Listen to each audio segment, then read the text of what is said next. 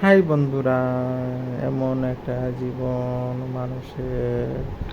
মানুষ বহুত মানুষ না। আজকে যেমন হাসপাতাল গেছি, সে পরশু দিনকার শুভ মঙ্গলবারে রক্ত পরীক্ষা দিয়ে আইছি, তো কইছে মঙ্গলবারে 2টার পরে যাইতাম।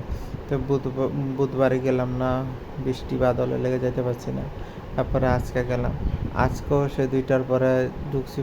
আগে ঢুকছি আমি সে মার একটার সময় একটা কত মিনিটে ঢুকছি, ঢুকার পরে দিয়ে না 2টার পরে ঢুকতাম। বলছি এটা তো আজকাল না, এটা কালকের আসলো, পরশু দিনের, এটা মঙ্গলবারের, এটা তো দিতে পারেন। না, আমরা 2টার পরেই দেবো। ঠিক আছে, 2টার পরে ঢোকার পরে কখনো কালেকশন হয়েছে না। তাহলে কী করছে তারা?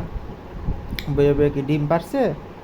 কিছু করার নেই। এরকম সরকার কি রাখছে জানি, স্টাফ একটা স্টাফ ভালো না, হাসপাতালে ব্যবহারও ভালো না, কথাবার্তি ভালো না, পেশেন্টের লোক ভালো মতন কথাবার্তি কয় না। আরে কী কাণ্ড কীর্তি কথাবার্তি। এইটির লেগে দেখবেন একদিন একদিন হারাইব, সব হারাইব। কয় না, মা বাবা কোনো দিন মা বাবা হারায় ছেলে সন্তানরা মা বাবার ব্যবহার লেগে, আবার মা বাবার মা মা ছেলে সন্তানও হারায় মা বাবার নিজের ব্যবহার লেগে। তো এরকম হইব, এরকম। তো সরকার একটা তো মা বাবা না, এটা দেশটার সে মানে দেশটার সেই দান।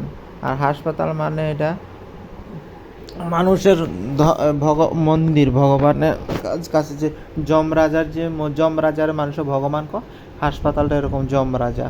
তাহলে এটা একটা ভগবান। এই জায়গাতে যদি এরকম করে, ভালো মানুষ না রাখে স্টাফ, বাড়ি বাপরে বাজে বাজে একবার বাজে। এটি দেখে দেখে সহ্য হয় না আমার তো।